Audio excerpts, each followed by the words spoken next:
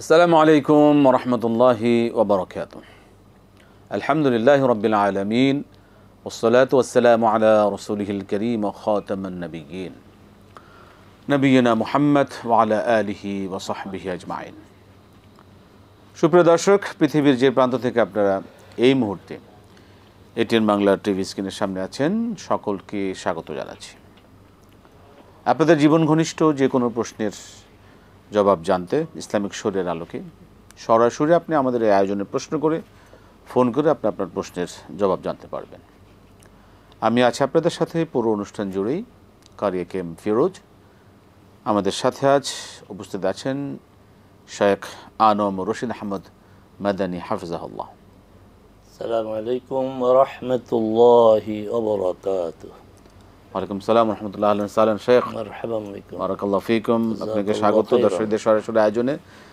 প্রিয় দর্শক, আপনারা আমাদেরকে একটি বিষয়ে সহযোগিতা করবেন। যারা আমাদের সাথে যুক্ত হচ্ছেন, আপনি প্রশ্ন করবার সুযোগ পাচ্ছেন। আপনি যখন আমাদের সাথে সরাসরি কথা বলবেন, আমাদের সাথে টেলিফোনে, আপনি যে টিভি সেট টেলিভিশন দেখছেন সেটার ভলিউমটা কমিয়ে আপনি কথা বলুন। আমরা শুরু করতে পারি আজকের আয়োজন। শেখ, আমরা ইনশাআল্লাহ শুরু করছি। বিসমিল্লাহ। আমরা প্রশ্ন নিচ্ছি। দর্শক কে আছেন, কি বলুন, কি প্রশ্ন আপনার? আসসালামু আলাইকুম। ওয়ালাইকুম আসসালাম ওয়া রাহমাতুল্লাহ। জাযাকাল্লাহু খাইর। জি, আরিফ। ওয়া ইয়াক, আহসান, মাশাআল্লাহ। বলুন আরিফ সাহেব। আমার একটা জানার বিষয় আছে যে শাহ ওয়ালিউল্লাহ মুহতারাম উনি কোন জায়গায়, আর আপনাদের জুমার খুতবাটা এখন দেখানো হচ্ছে না কেন? আচ্ছা, আগে যে জুমারে যে 4টা বাজে দেখাতে, এটা এখন দেখানো হচ্ছে না কেন, এই ব্যাপারে একটু জানান। আর আরেকটা অনুরোধ আছে, আপনাদের এই এটিএন বাংলা লাইভটা যাতে ইউটিউবে দেওয়া হয়, লাইভটা আমরা দেখতে পারি ইউটিউবের মধ্যে। আমার প্রশ্ন হলো আজকে জি, যে আমরা মাশাআল্লাহ এটা কখন বলে, মাশাআল্লাহ, সুবহানাল্লাহ, এগুলো দেখবো কখন বলতে পারি এই বিষয়ে? আচ্ছা আচ্ছা, কখন বলবেন? ঠিক আছে, ধন্যবাদ।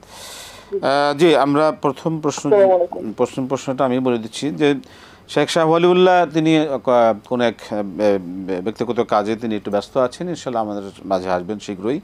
আর জুমার খুতবাটা কেন দোকানে হচ্ছে না, ইনশাল্লাহ নিয়মিত যাচ্ছে না, এই বিষয়ে অবশ্যই আমাদের যারা দায়িত্বশীল আছেন তারা বিষয়টা অবশ্যই দেখবেন। ইনশাল্লাহ আপনি আশা করি আগামীতে প্রোগ্রামগুলো দেখতে পাবেন ইনশাআল্লাহ। আর আমাদের এই আপনি যে প্রস্তাবনা করলেন যে ইউটিউবে আমাদের প্রোগ্রামগুলো অলরেডি থাকে সবসময়, কিন্তু এটাকে ইউটিউবে লাইভটা যায় না, ফেসবুকে লাইভটা যায়। তো ইউটিউবে লাইভ দেখানোর জন্য আমাদের পক্ষ থেকে ইনশাআল্লাহ আপনার প্রস্তাবনা বিবেচনা করা হবে। আপনাকে ধন্যবাদ। জি শেখ, আমরা পরবর্তী প্রশ্ন দিয়ে শুরু করতে পারি। মাশাআল্লাহ, ইনশাআল্লাহ, আলহামদুলিল্লাহ। আমরা কখন কীভাবে বলবো? اللهم لك الحمد حمد الشاكرين وصلي وسلم على رسولك الأمين وآله وصحبه ومن تبعهم بإحسان إلى يوم الدين. اللهم لا علم لنا إلا ما علمتنا إنك أنت العليم الحكيم. সুবহানাল্লাহ, ما شاء الله سبحان الله الحمد لله। এগুলো জিকিরই শুধু নয়, এগুলো মুসলিম উম্মার নিয়মিত অনুশীলনযোগ্য সংস্কৃতি, শিআর, এগুলি দিয়েই পরিচয় পাওয়া যায়। আর এই শব্দগুলো মুমিনের হৃদয়ের ভিতর থেকে মুখে আসবে স্বতঃস্ফূর্তভাবে। কত মর্যাদার! হাদিসে কুদসি আল্লাহ রসুল, হাদিসে কুদসি হচ্ছে বক্তব্য আল্লাহর, ভাষা রসুলের, কিন্তু কথাটা আল্লাহর। আনা মা আবদি ইযা যাকারানি ওয়া তাহাররাকাত বি শাফাতাহু। আমি আমার বান্দার সাথে থাকি যখন সে আমাকে স্মরণ করে, আমার স্মরণে তার ঠোঁট নড়ে। সুবহানাল্লাহ, ঠোঁট নড়ে, আলহামদুলিল্লাহ। এখন বলতে হবে কখন? ভালো কোনো কিছু হলে আমরা বলি মাশা আল্লাহ, মানে আল্লাহ যেভাবে চেয়েছেন, আল্লাহ যা চেয়েছেন তাই হয়েছে। এটা আল্লাহর যে অনুগ্রহ, আল্লাহর যে ক্ষমতার স্বাভাবিক স্বীকৃতি। সুবহানাল্লাহ আমরা বলবো, বিস্ময়কের কিছু জানলে বলবো সুবহানাল্লাহ। আলহামদুলিল্লাহ বলবো আমরা ভালো কিছু শুনলে, ভালো কিছু করতে পারলে আলহামদুলিল্লাহ বলবো। তো এই জিকিরের প্র্যাকটিসটা আমাদের, আমরা তো নিয়ম মতো পড়বো, সলাতের পরে 33 এইভাবে আছে। সকালে সুবহানাল্লাহ বিহামদি 100 বার, সন্ধ্যায় 100 বার। এর বাইরেও যেহেতু আল্লাহ বলছেন আমি বান্দার সাথে থাকি, যতক্ষণ সে আমাকে স্মরণ করে আমার শ্রদ্ধার ঠোঁট নড়ে, তা আল্লাহকে সাথে রাখা এটা তো গর্বের বিষয়। তো আমরা আল্লাহকে সাথে রাখবো সবসময়, জিকিরের মাধ্যমে আমার ঠোঁট নড়বে ইনশাআল্লাহ। আহসান মাশাআল্লাহ শেখ বারাকাল্লাহু ফিক। মানে এই বিষয়টা প্রাসঙ্গিক প্রশ্ন, যেটা হচ্ছে যে অনেকে যদি আমরা জিজ্ঞাসা করি কেমন আছেন, বলে ইনশাআল্লাহ। এই যে ইনশাআল্লাহ কখন বলতে হবে, আলহামদুলিল্লাহ, এই বিষয়টা যদি ক্লিয়ার করেন। ইনশাআল্লাহ সূরা কাহফে আল্লাহ সুবহানাহু ওয়া তাআলা তার রাসূলকে এই আদব শিখিয়েছেন, লা তাকুলান্না লিশাইইন ইন্নী ফাইলুম গাদা ইল্লা আন ইয়াশাআল্লাহ, ইল্লা আন ইয়াশাআল্লাহ। তাহলে আগামীতে যা করা হবে, এবং সে করা হবে বলতে ভালোটা, খারাপ না, আগামীতে যা ভালো করা হবে সেই জন্য বলতে হবে ইনশাআল্লাহ। আবারও বলছি, আগামীতে করা হবে সেই করাটা ভালো হতে হবে, খারাপ না। হ্যাঁ, আমি ওই যে আগামী সপ্তাহে সিনেমা দেখবো ইনশাআল্লাহ, ইনশাআল্লাহ বলার সাথে সাথে একে তো সিনেমা দেখার কথা বলছেন পাপ, এর সাথে আরো বড় পাপ যোগ হইতেই থাকবে অনেকগুলো। ভালো কাজের জন্য বলতে হবে আল্লাহ ইনশাআল্লাহ, পিছনের জন্য না, আর বর্তমানের জন্য ইনশাআল্লাহ না। ভালো আছি আলহামদুলিল্লাহ বলতে হবে। চমৎকার। এটা আমাদের একটা সামাজিক এবং ইসলামিক শিক্ষা, ইসলামিক কালচার, ইসলামিক শিয়ার যেগুলিকে আমরা বলে থাকি, আমাদের করা উচিত। বিষয়টা অনেকে ভুল করে থাকি। অনেকে আমরা জিজ্ঞাসা করলে বলে কেমন আছেন, বলে ইনশাআল্লাহ। ওই সময় ইনশাআল্লাহ না বলে বলতে হবে আলহামদুলিল্লাহ, ভালো। আর ভবিষ্যৎ যেটা ঘটবে করব, যেহেতু কিছুর ক্ষেত্রে যেমন আগামীকাল আমি সিলেট যাব ইনশাআল্লাহ, হ্যাঁ, এই ভবিষ্যতের ক্ষেত্রে আমরা ইনশাআল্লাহ ব্যবহৃত করব। এখানে একটু প্রসঙ্গক্রমে বলতে জি যে যখন আপনি খারাপ অবস্থায় থাকবেন তখন কি বলবেন? তখন কি আলহামদুলিল্লাহ বলবেন না? হ্যাঁ, এইটাও রাসূল শিখিয়েছেন। তখন বলতে হবে আলহামদুলিল্লাহ আলা কুল্লি হাল, মানে আল্লাহ আমাকে যখন যে অবস্থায় রেখেছেন সেই অবস্থাতে আলহামদুলিল্লাহ। আমি স্বাভাবিকভাবে আছি, ভালোভাবে আছি আলহামদুলিল্লাহ। আমি একটু অসুস্থ, বিপদে আছি, সমস্যা আছি, তখন বলতে হবে আলহামদুলিল্লাহ আলা কুল্লি হাল, আলা কুল্লি হাল সকল অবস্থায়। চমৎকার। একটা মানে এর সাথে একটা বিরাট দর্শন যুক্ত, যেটা হচ্ছে যে সকল অবস্থা আল্লাহ পাকের শুকরিয়া আদায় আমাদের করতে হবে। সেটা মানে বিভিন্ন অপশন রয়েছে, বিভিন্ন ভাষা রয়েছে। চমৎকার, সুবহানাল্লাহ, আলহামদুলিল্লাহ। আমরা যাব পরবর্তী প্রশ্নে। যে দর্শক বলবেন কি প্রশ্ন আপনার? আসসালামু আলাইকুম। ওয়ালাইকুম সালাম ওয়া রাহমাতুল্লাহি ওয়া বারাকাতুহু। হুজুর ভালো আছেন? আলহামদুলিল্লাহ। ইনু সাহেব বলুন। হুজুর, আমার প্রশ্ন হলো যে কোন কোন ব্যক্তিদের ক্ষেত্রে আপনার বিয়ে ফরজ, ওয়াজিব এবং সুন্নাহ, এবং কার ক্ষেত্রে বিয়ে করা হারাম? আর 2 নম্বর প্রশ্ন হইল হুজুর, যে রাসূল সাল্লাল্লাহু আলাইহি ওয়াসাল্লাম বলেন সেই ব্যক্তি দরিদ্র যার স্ত্রী নাই, এবং সেই মহিলা দরিদ্র যার স্বামী নাই, যদি বা সে অনেক অর্থ সম্পদের মালিকও হয়। এটা কি সহিহ হাদিস দ্বারা সমর্থিত হুজুর? স্ত্রী না থাকলেই দরিদ্র, স্বামী না থাকলেই দরিদ্র।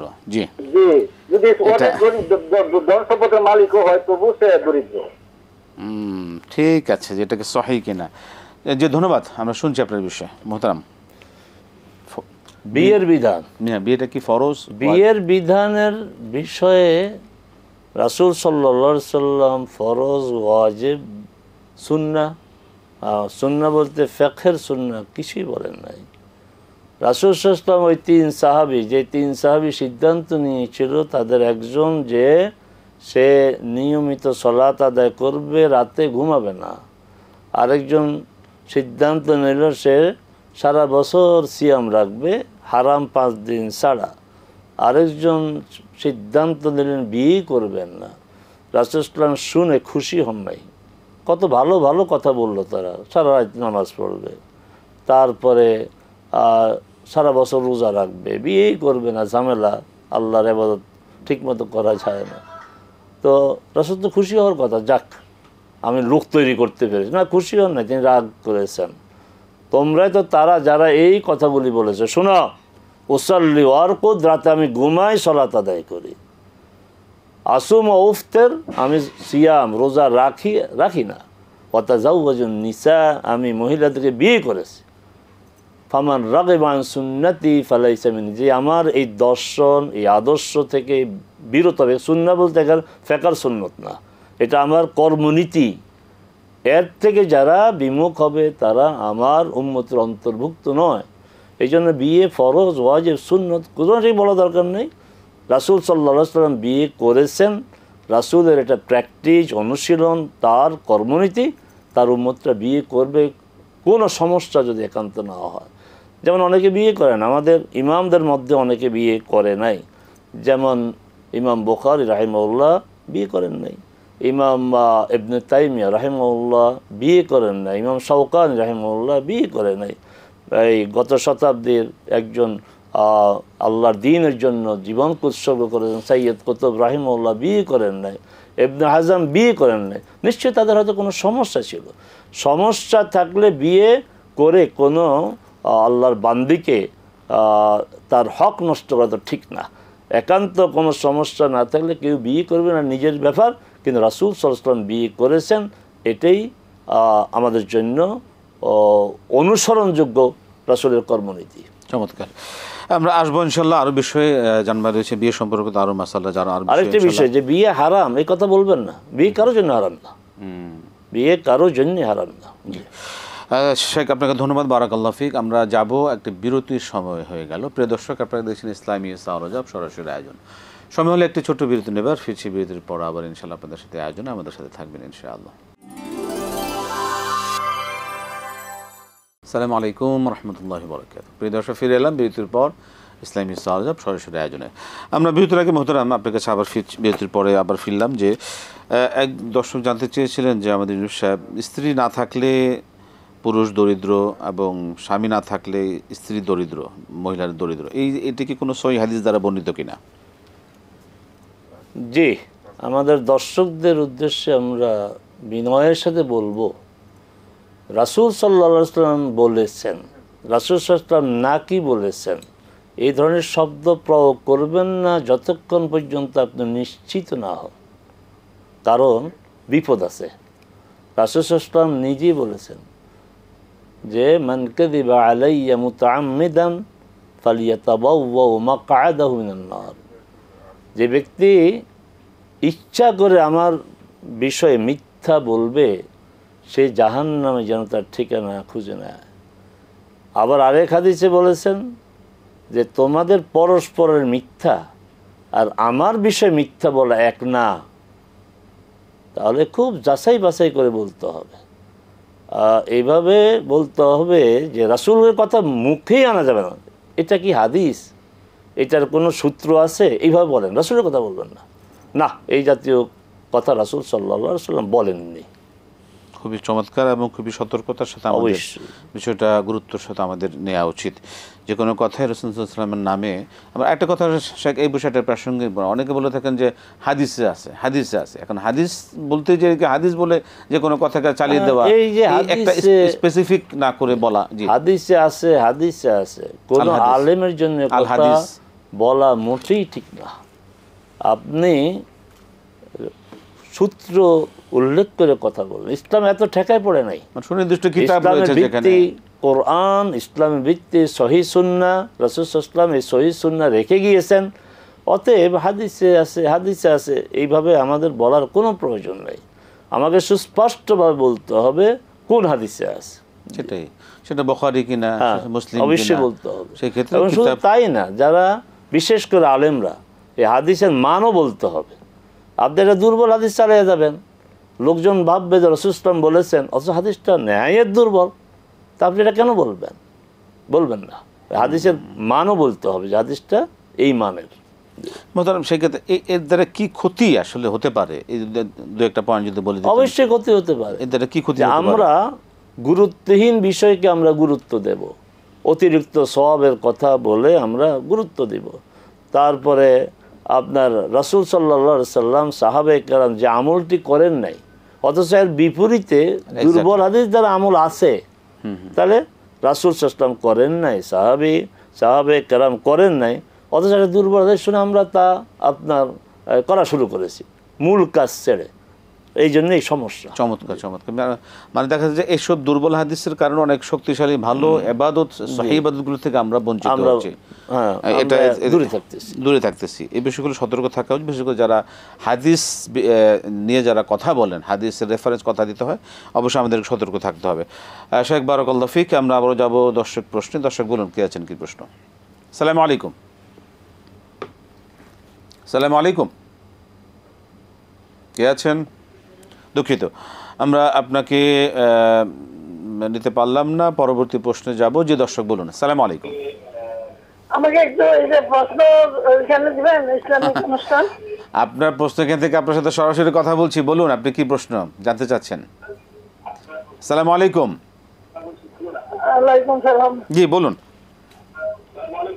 হ্যালো, জি বলুন, কি প্রশ্ন আপনার? আমি ওই যে তাগুত মানেটা কি এটা কিছু বুঝতে চাই। সুন্দর সুন্দর। তাগুত, জি অনেকে আমরা এই বিষয়টা ক্ষেত্রে জানি থেকে, তাগুত থেকে বেঁচে থাকতে হবে, তাগুতের হ্যাঁ থেকে।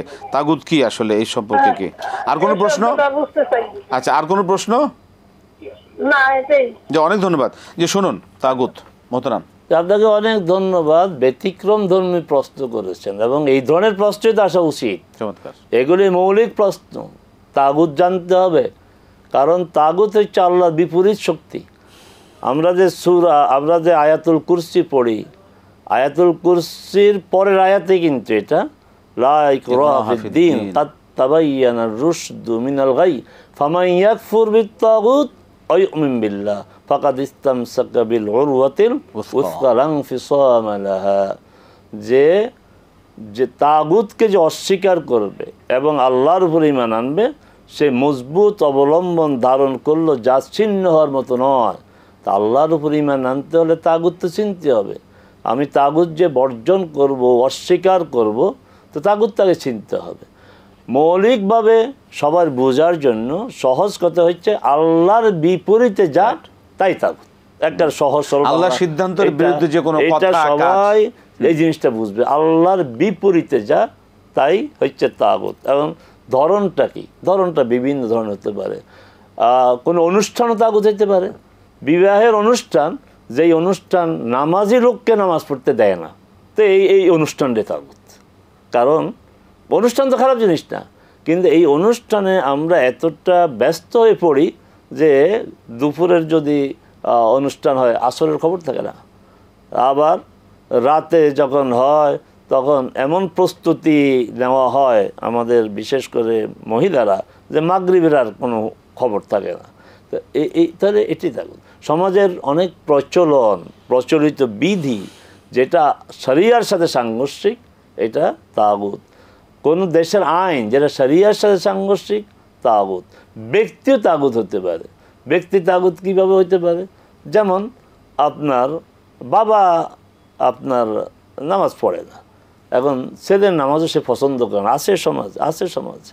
তো তাহলে এই বাবা যে পর্দার ক্ষেত্র, তাই তাহলে তাগুতের ক্ষেত্রটা প্রত্যেকটা ব্যাপক এবং বিস্তৃত, ব্যাপক এবং আল্লাহর বিরুদ্ধে যা আছে, আল্লাহর বিধানের বিরুদ্ধে যা আছে, আল্লাহর আইনের বিরুদ্ধে যা আছে, সব তাগুত।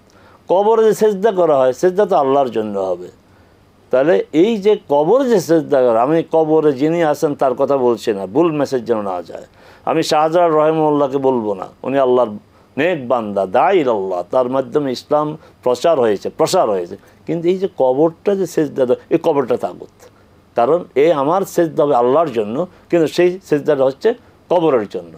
অতএব আল্লাহর জন্য যা বরাদ্দ, আল্লাহর যে বিধান, আল্লাহর যে আইন, এর বিপরীতে যা, এগুলি সব তাগুত। আর এই তাগুত অস্বীকার যদি করা না হয়, পরিহার করা না হয়, বর্জন করা না হয়, তাহলে ঈমান হবে না।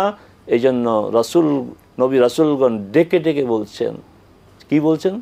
যে ওয়ালাকাদ বাআসনা ফি কুল্লি উম্মাতিন রাসূল আন ইয়াবুদুল্লাহ ওয়াজতানিবুত তাগুত। আন ইয়াবুদুল্লাহ, আল্লাহকে ইবাদত করতে হবে, আল্লাহর দাসত্ব করতে হবে, আর তাগুতকে বর্জন করতে হবে। দুইটা একসাথে চলবে না। কিন্তু আল্লাহর কেউ মানবো, আবার কিছু কিছু তাগুতকে মানবো, দুইটা একসাথে চলবে না।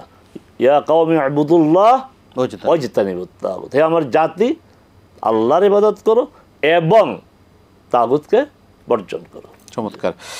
কবরকে ঘিরে তাগুতের দল, জি, গোষ্ঠী, যারা কবর পূজা, কবরকে সেজদা করা, কবর কেন্দ্রিক ইবাদত করার যে বিভিন্ন তারা বিভিন্ন উপকরণ উপায় তারা অবলম্বন করে, এই তাগুতের দল যিনি শুয়ে আছেন তিনি সকলের কাছে গ্রহণযোগ্য, আমরা সম্মান করি। যেমন আমরা তার জন্য দোয়া করি, কথা বলছি, আমরা তার জন্য মাগফিরাত কামনা করছি, কথা বলছি। হ্যাঁ, আমরা তাদের আবার এগুলি নিয়ে আবার বিকৃত আলোচনা, তাদেরকে আমরা শ্রদ্ধা করি, তাদেরকে আমরা ভালোবাসি, তারা দাঈ ইলাল্লাহ, তাদের মাধ্যমে এই অঞ্চলে ইসলামের প্রসার ঘটেছে। আল্লাহর মেহেরবানির পর, আল্লাহর অনুগ্রহের পর তাদের কারণেই আমরা ইসলাম পেয়েছি। চমৎকার। তাদের কারণেই আমরা যে ইসলাম পেয়েছি, ইসলামের কথা আমরা এখান থেকে বলছি, আপনারা শুনছেন। তাদের ব্যাপারে শ্রদ্ধার কোনো ঘাটতি নেই। এই কবরগুলি তারা বানায় নেয়, এই কবরগুলি বানিয়েছে তাগুতি শক্তি, এবং সেই কবর কেন্দ্রিক যারা এখন সেজদা দেয়, অনুষ্ঠান করে, এগুলি সব তাগুতের অনুসারী। আল্লাহ পাক আমাদের হেফাজত করুন। এই কবর কেন্দ্রিক, মাজার কেন্দ্রিক যে শিরকের যে ছড়াছড়ি, বেদাতের যে ছড়াছড়ি, এগুলো থেকে আল্লাহ পাক আমাদের হেফাজত করুন। এবং যারা এগুলো করছেন তারা কিন্তু তাগুতের দল, এদের কাছ থেকে বেঁচে থাকতে হবে। আল্লাহ পাক আমাদের হেফাজত করুন। শেখ, আপনাকে আবারও ধন্যবাদ। বারাকাল্লাহ ফিক। চমৎকার প্রশ্ন, চমৎকার জবাব। আমরা যাব পরবর্তী প্রশ্নের কাছে। যে দর্শককে আছেন বলুন। জি, আসসালামু আলাইকুম। আসসালামু আলাইকুম। ওয়ালাইকুম আসসালাম। জি, আপনি একটু জোরে বলবেন। বলুন, কি প্রশ্ন? আমার প্রশ্ন হচ্ছে, আমি আকলিমা জিয়া থেকে বলছি। জি, বলুন। আমার হাজবেন্ড কত এই রাখার সময় 3টা রোজা করে ফেলেছে, পরে 3টা রোজার সময়, শুনতে পাচ্ছেন? জি, শুনছি। একটু জোরে বলা যায়। তৃতীয় রোজার দিন উনি লিচু কিনতে চায়, মিষ্টি দেখা যায় না, লিচু পুরাটা খেয়ে ফেলে মনে ভুলে। হ্যাঁ, তারপরে আমাকে ফোন করে, আমি বলি ঠিক আছে, আর কিছু খাও না, পরে জেনে দেবো, এটা তুমি রোজাটা রাখো। পরে উনি রাখছে রোজাটা।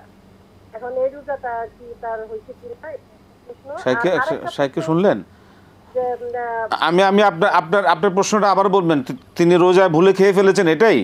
হ্যাঁ, জি জি, ভুলে খেয়েছে, পরে আর সারাদিন আর খায় না। আচ্ছা, ঠিক আছে। হ্যাঁ, পরের প্রশ্ন পেয়েছি। হ্যাঁ, পরেরটা বলেন। আরেকটা হচ্ছে যে, জি, হ্যালো, জি, বলুন। আসর আর ফজরের সময় তাহিয়াতুল ওযুর যে নামাজটা কি আলাদা পড়তে হবে, নাকি মানে ওই ফরজ নামাজের সাথে একসাথে বা সুন্নতের সাথে করতে হবে? ঠিক আছে। জি জি জি, আমরা আপনার প্রশ্ন পেয়েছি, আমরা শুনবো ইনশাআল্লাহ। একটা বিরতির পর, আমাদের সময় হয়ে গেলে একটা বিরতি নেবার। প্রিয় দর্শক, আপনারা দেখছেন ইসলামী আলোচনা সরাসরি আয়োজন। সময় হলো আবার একটি ছোট্ট বিরতি নেবার। ফিরছি বিরতির পর আবার ইনশাআল্লাহ আপনাদের সাথে। এই আয়োজনে আমাদের সাথে থাকবেন ইনশাআল্লাহ। আসসালামু আলাইকুম রহমতুল্লাহ বরকাত। প্রিয় দর্শক, ফিরে এলাম বিরতির পর ইসলামী আলোচনা সরাসরি আয়োজন। আমরা বিরতির আগে যে প্রশ্নগুলো শুনছিলাম, প্রিয় দর্শক আপনি শুনবেন, সারা পৃথিবী যারা শুনুন। মোহতারাম, ভুলে রোজা অবস্থা খেয়ে ফেলেছেন, এই অবস্থায় কি রোজাটা কি করবেন? যে এই প্রশ্নটি এইভাবে করলে চলতো যে একজন রোজাদার ভুলে খেয়ে ফেলেছে, করণীয় কি? ভুলে খেয়ে ফেলেছে, স্বামী অফিস থেকে ফোন করেছে, আপনি আবার তাকে বলেছেন। আচ্ছা, প্রশ্ন যত সংক্ষেপ করবেন আরেকজন সুযোগ পাবে, এটা আপনার সওয়াব হবে। প্রশ্ন লম্বা করে আরেকজনকে সুযোগ দিবেন না তো সওয়াব তো হবে না। হ্যাঁ, কোনো সমস্যা নাই, তার এই রোজা হয়ে যাবে। তার এই রোজা কাজা করতে হবে না যদি কেউ ভুলে খেয়ে ফেলে। যদি কেউ ফেলে তাহলে তার এই রোজা নষ্ট হবে না, এই রোজা তার হয়ে যাবে, কি এই রোজার কাজা করতে হবে না। তবে তিনি যেন আবার নিজে ইচ্ছা করে না খান। রাইট। ফজর এবং আসর ফজর এই দুই ওয়াক্ত আপনি তাহিয়াতুল ওযু পড়তে চান, যেহেতু ওযু করেছেন পড়তে পারবেন, কোনো সমস্যা নেই। জি জি, আলহামদুলিল্লাহ। আমরা যাব পরবর্তী প্রশ্নের কাছে। দর্শক আছেন, বলুন কি প্রশ্ন? আসসালামু আলাইকুম। ওয়ালাইকুম আসসালাম ওয়া রাহমাতুল্লাহ। জি জি হুজুর, আমি রাজশাহী থেকে বলছি। আমার দুইটি প্রশ্ন আছে। জি। আমার প্রথম প্রশ্নটি হচ্ছে, একটা মানুষের জীবনে হজ কত বড় ফরজ? মানে আমি আসলে বলতে চাচ্ছি, একজন চাকরি মক্কা শহরের আশেপাশে যে হজ করেছে, পরবর্তীতে বাংলাদেশে আসার পর তার আবার অনেক টাকা পয়সার মালিক হলো, তার কি আবার হজ করতে হবে কিনা? আচ্ছা, ঠিক আছে। আর দ্বিতীয় প্রশ্নটা হচ্ছে, একজন মহিলা, তার স্বামী মারা গেছে, তো এখন সে মেয়ের কাছেও থাকে, মেয়ের কাছে বেশি থাকে। একটা ছেলে আছে সরকারি চাকরি করে, আর মেয়ের কাছেও থাকে, ছেলের কাছেও থাকে। এখন মা যদি বাড়িতে, গ্রামের বাড়িতে আসতে চায়, এক্ষেত্রে যদি এখন ছেলে না নিয়ে আসে তাহলে গুনাহ হবে নাকি? আসলে বিধানটা কি একটু বুঝে বলবেন। সেক্ষেত্রে কি আপনি একা আসতে পারবেন কিনা, এটাই নাকি? জি, মানে ছেলে যদি না নিয়ে আসে আপনি কি একা, যদি হ্যাঁ হ্যাঁ হ্যাঁ। আপনি একা চলাফেরা করতে পারবেন কিনা? ঠিক আছে, জি ধন্যবাদ। মোহতারাম, হজ কতবার ফরজ? রাসূল সাল্লাল্লাহু আলাইহি সাল্লাম সাহাবে কেরামকে উদ্দেশ্য করে হজের বিষয়ে কথা বলেছেন এবং বলেছেন এইভাবে, আইয়ুহান নাস ফারাদাল্লাহু আলাইকুমুল হজ। হে লোক সকল, হে লোক সকল বলতে তার সামনে তো সাহাবে কেরাম ছিলেন। আল্লাহ হজ ফরজ করেছেন। তখন এক সাহাবী বললেন, আফিকুল্লি আম, প্রতি বছর? রাসূল জবাব দেন নাই। আবার প্রশ্ন, প্রতি বছর? জবাব দেন নাই। আবার প্রশ্ন, প্রতি বছর? এইবার রাসূল সাল্লাল্লাহু আলাইহি ওয়াসাল্লাম বললেন, আমি যদি লাউ কুলতু নাম লা ওয়াজাবা আলাইকুম, আমি যদি হ্যাঁ বলতাম তাহলে হজ প্রতি বছরে ফরজ হয়ে যেত। তারপর রাসূল সাল্লাল্লাহু আলাইহি ওয়াসাল্লাম মৌলিক শিক্ষা দিয়েছেন যে আমি যে বিষয়ে চুপ থাকব, তোমরা এই বিষয়ে আর কথা বাড়াবে না। তোমাদের আগে যে সমস্ত নবীর উম্মতরা ছিল তারা ধ্বংস হয়েছে। ধ্বংস হওয়ার উল্লেখযোগ্য একটা কারণ হচ্ছে কাসরাতু সুয়ালিহিম আল আম্বিয়া, নবীদেরকে বেশি বেশি প্রশ্ন করা। তাহলে এই হাদিস থেকে প্রমাণিত হজ একবারই ফরজ হবে। সৌদি আরব ছিল, হজ ফরজ আদায় হয়ে গিয়েছে, দেশে এসে তাকে আর হজ করতে হবে না। জি, মহিলার স্বামী নেই, মেয়ে ছেলে মিলিয়ে আচ্ছা। থাকেন, সেই ক্ষেত্রে? সেই ক্ষেত্রে বিষয়টা ভালো করে বুঝে আসে নাই। মেয়ে আপনার মেয়ের কাছে থাকে, ছেলের কাছে থাকে, সেই ক্ষেত্রে আপনি দেশে যাবেন, ছেলে নিয়ে যেতে চায় না, এটা কি এখানে প্রশ্ন করার বিষয়? ছেলেকে বলেন নিয়ে যাওয়ার জন্য, বা আপনি ছেলে না নেয় কোনো মাহরামের সাথে চলে যান। জি, সেক্ষেত্রে এই কোনোটা যদি না হয় তিনি কি একা চলাফেরা? হ্যাঁ, একে আপনি যেতে পারবেন, সমস্যা নেই। যদি সফর নিরাপদ হয়, দিনের বেলা সফর করলেন, আপনার সফর যদি নিরাপদ হয় যেতে পারবেন। সেক্ষেত্রে ছেলে বা মেয়ে না, বা মাহরাম জরুরি প্রয়োজন হবে না। আলহামদুলিল্লাহ। জি, আমরা প্রশ্ন নেব। দর্শক বলুন, কে আছেন, কি প্রশ্ন? আসসালামু আলাইকুম। আসসালামু আলাইকুম। ওয়ালাইকুম সালাম রাহমাতুল্লাহ, বলুন। ওয়ালাইকুম আসসালাম, সালামু আলাইকুম। সালাম হয়ে গেছে অনেকবার। এই প্রশ্ন বলুন। জয়পুরহাট থেকে বলতেছিলাম। জি বলবেন। জি বলুন, কি প্রশ্ন আপনার? প্রশ্নটা হচ্ছে, আমার হচ্ছে একটা প্রশ্ন হুজুর, মানে হচ্ছে হজটা যে করব, যে হজটা উমরা মানে হচ্ছে আলাদা আর মেন হজ আলাদা, আসলে দুইটার মধ্যে পার্থক্যটা কোনটা? মানে মেন যেটা হজ, মানে এটা যদি আমি করতে চাই তাহলে কোনটা আমার হচ্ছে যুক্তি? উমরাটা করার যুক্তি না হচ্ছে মেন হজটা করার যুক্তি? এই প্রশ্নটা আমার, মানে কোনটা ভালো? অনেকে বলে উমরা নাকি ভালো, তো উমরা গেলে পার্থক্য কি আর মেন হজের পার্থক্য কি, এটা একটু শুনতে চাইছিলাম হুজুর। অনেক চমৎকার, কারণ এখন হজের যে খরচ হয়েছে, অনেকে উমরা করেই হজের স্বাদ মেটাবার একটা চেষ্টা করেন। মোহতারাম, এই বিষয়ে বলবেন, গুরুত্বপূর্ণ প্রশ্ন। হ্যাঁ, প্রশ্নটি খুবই গুরুত্বপূর্ণ, সবাই ভালোভাবে বুঝেন। আমরা অনেক সময় ভুল করি, ওমরাকে আমরা ছোট হজ বলি, আবার ছোট হজও না ওমরা হজও বলে। এগুলি বলবেন না, এগুলি বলা যাবে না। হজ আলাদা ইবাদত। উনি আবার মেইন হজ বলছেন। মেইন হজ কি আবার? হজ ওমরা ওমরা। আবার বাংলাদেশ যোগ হয়েছে যে অমুক জায়গায় এটা নাকি গরিবের হজ, এটা বলে তো ইমান চলে যাবে। যে অমুক জায়গায় অমুক ইজতেমায় গেলে এটা গরিবের হজ হবে, এই কথা যারা বলবে ইমান যাবে, মূর্খতা। এবং যাদের এই প্রোগ্রাম, তাদের কানে এই কথাগুলি যায়, কিন্তু তারা প্রতিবাদ করে না, তারা তাদের অনুসারীদেরকে সতর্ক করে না, তাদের ইমানের ঘাটতি আছে। দায়িত্ব নিয়ে বলছি, আপনার অনুসারীরা এটাকে গরিবের হজ বলে, আপনি শুনলেন, আর আপনি বলেন আলেম তা বলেন। আরে আলেমরা বলেন, আপনি শুনলেন, আপনি কেন বলেন না? আপনি কেন আপনার কেন্দ্রে এই কথা বলেন না? আপনি কেন আপনার মসজিদে যে আপনারা যে আলোচনা করেন কেন বলেন? খবরদার, এটাকে কেউ হজের সাথে তুলনা করবেন, ইমান চলে যাবে। আপনি তো উৎসাহ দিচ্ছেন নীরব থেকে, কেন এই কথা কাজগুলি বলেন যে গরিবের হজ? আপনি শুনতেছেন আর আপনি বলতেছেন আলেমরা তো বলে না। তা আলেমরা বলে না, তো আলেমরা তো নিষেধ করবে, কেন আলেমরা নিষেধ করে না? হজ হজ আর ওমরা ওমরা। এখন আমাদের দেশে এটা ব্যাপক একটা প্রবণতা শুরু হয়েছে যে হজে খরচ যেমনটা আপনি বলেছেন অনেক বেশি, এই জন্য উমরা করা শুরু করছে। কে অনুমতি দিল আপনাকে? হজ ফরজ, হজ আদায় করতেই হবে। যে হজ ফরজ আদায় করলো না, রাসূল ইসলাম ভয়াবহ কথা বলছেন, ফাল ইয়ামুত ইয়াহুদিয়ান আও নাসরানিয়ান, মানে সে আমার উম্মত না, মুসলিম না, সে ইহুদি খ্রিস্টান হয়ে মারা যাক। আর কতটা ভয়াবহ কথা শুনবেন রাসূলের মুখে। হজ করবেন, হজ কার উপরে ফরজ? হজ ফরজ হওয়ার জন্য অনেক সম্পদের প্রয়োজন নেই, অনেক সম্পদের প্রয়োজন নেই। আপনি হজের সফরে থাকবেন 40 দিন, 45 দিন, এই তো এই সময়ে আপনার পরিবার পরিজনের থাকার ব্যবস্থা আছে, খাওয়ার ব্যবস্থা, সমস্যা নাই, কারো কাছে তাদের যেতে হবে না। আর আপনি ওখানে আপনার বিমান ভাড়া, মুআল্লিমের ফি, যা যা দেওয়ার দিয়ে যেতে পারবেন, এত বড় হজ ফরজ। অনেকগুলি টাকা থাকতে হবে, কে বলছে আপনাকে এই কথা? না, আবারও বলছি, আপনার অবর্তমানে আপনার পরিবারের থাকা খাওয়ার কোনো সমস্যা হবে না। আর আপনার হাতে এমন অর্থ আছে যে আপনি যেতে পারবেন, খরচ দিতে পারবেন, আপনার উপর হজ ফরজ।